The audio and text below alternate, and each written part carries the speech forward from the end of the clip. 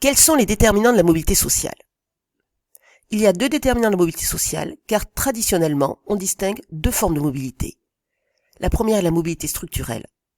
Elle résulte de la transformation de la structure des emplois. La seconde est la mobilité nette, qui, elle, ne s'explique pas par des déterminants économiques, mais par la fluidité de la société. Commençons par la mobilité structurelle.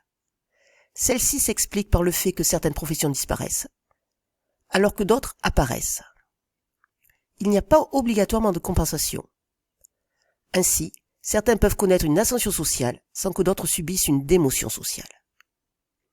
Cette mobilité va alors s'imposer aux individus en fonction des transformations de la structure des emplois. Lors des 30 Glorieuses, on assiste à une mobilité structurelle relativement forte. En effet, il y a une translation vers le haut des emplois. Le nombre d'emplois qualifiés et bien rémunérés augmente. Le nombre d'emplois répétitifs et mal payés se réduit. Comme les emplois créés sont à un niveau hiérarchique supérieur, un grand nombre d'individus peut connaître une mobilité sociale ascendante. En revanche, à partir des années 80, cette mobilité structurelle apparaît plus réduite. Les possibilités de mobilité ascendante diminuent. Deux raisons peuvent être avancées. D'abord, la polarisation des emplois. La croissance des emplois qualifiés ralentit, les emplois intermédiaires sont détruits, et des emplois peu qualifiés se créent. Ensuite, comme il y a beaucoup plus d'enfants de cadres de professions intermédiaires, ceux-ci ne peuvent connaître une promotion sociale. C'est ce que l'on appelle l'effet plafond. Étudions maintenant la mobilité nette, qui devrait résulter d'une fluidité sociale plus grande. On peut définir la fluidité comme le fait d'assurer plus d'égalité des chances d'accès aux différentes positions sociales, quel que soit le milieu social. Un moyen est alors la démocratisation du système scolaire. Rendre le parcours scolaire des individus moins dépendant de l'origine sociale. Ces mesures ont-elles réellement atteint leur objectif? En effet, en France, le diplôme est essentiel pour connaître une mobilité sociale. Ainsi, un accès plus facile au diplôme, quelle que soit l'origine sociale ou le genre, devrait assurer une augmentation de la fluidité sociale. Notamment quand la démocratisation est qualitative, c'est-à-dire quand l'accès aux études supérieures est sélectif d'un nombre croissant d'élèves issus du milieu populaire, réduit l'inégalité des chances par rapport aux élèves issus du milieu favorisé. Mais la démocratisation ne peut être que quantitative. Ici, de plus en plus d'élèves font des études de plus en plus longues. Et, dans ce cas, le développement de la scolarisation peut entraîner une augmentation possible des inégalités, quand la durée d'études des moins diplômés augmente moins vite que celle des plus diplômés. C'est pour cela qu'on distingue massification et démocratisation.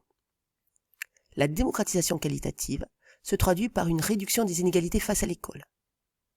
Et donc, la fluidité sociale va augmenter. En revanche, dans le cas de la massification, une partie de plus en plus importante d'une génération poursuit des études sans que les inégalités face à l'école diminuent fortement.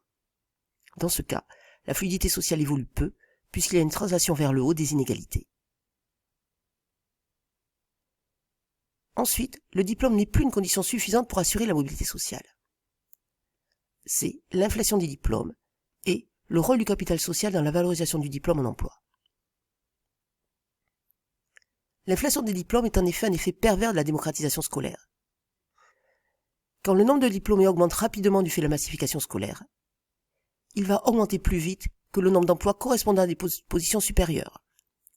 Dans ces conditions-là, tous les diplômés ne peuvent accéder à un emploi de cadre. C'est un effet pervers de l'agrégation des actions rationnelles des individus. Dans l'inflation du diplôme, les compétences certifiées par le diplôme ne diminuent pas. Cependant, la valeur du diplôme diminue réellement. Il ne permet plus d'obtenir le même emploi. Le rendement du diplôme diminue alors, c'est la dévaluation du diplôme. L'inflation des diplômes va alors expliquer le paradoxe d'Anderson. Anderson, en 1961, va opérer un double constat. La promotion scolaire d'un individu ne garantit pas sa promotion sociale. Une réussite scolaire inférieure à son père n'implique pas automatiquement une mobilité sociale descendante. C'est le paradoxe d'Anderson. Le lien entre le diplôme et l'emploi se détériore. Les enfants ont en moyenne un niveau d'éducation supérieur à leur père, mais une position sociale inférieure. Ce paradoxe d'Anderson va leur expliquer le déclassement au sens de Penny. C'est un phénomène intergénérationnel. Une démotion des statuts des enfants par rapport à ceux de leurs parents. Ils connaissent une mobilité sociale descendante, alors que leur niveau de diplôme est en moyenne supérieur à celui de leurs parents. Pour Penny, le déclassement est un phénomène majeur pour la jeunesse. Cette inflation du diplôme va aussi renforcer le rôle du capital social. Le capital social est, d'après Pierre Bourdieu, l'ensemble des relations sociales dont dispose un individu. L'appartenance au monde d'un monde, le piston. Or, pour Passeron, en période d'inflation, toute dévaluation réévalue les valeurs qui lui échappent. Ainsi, quand le diplôme devient moins rare, la sélection va se faire sur des compétences extrascolaires, le savoir-être par exemple. Et donc, le capital social va alors contribuer à la transformation du diplôme en emploi valorisé. Et ce diplôme va dépendre des ressources et des configurations familiales. En effet, les inégalités sociales face à l'école persistent. C'est ce que l'on a vu dans une précédente vidéo sur les analyses de Boudon et de Bourdieu. Cependant, les ressources transmises par les familles ne dépendent pas seulement de l'origine sociale, mais elles dépendent aussi des configurations familiales. Le nombre d'enfants, le rang dans la fratrie, l'histoire conjugale des parents, leur investissement effectif dans la réussite scolaire de l'enfant. Ainsi, ces configurations familiales peuvent expliquer la réussite scolaire. C'est ce que l'on a déjà vu en première.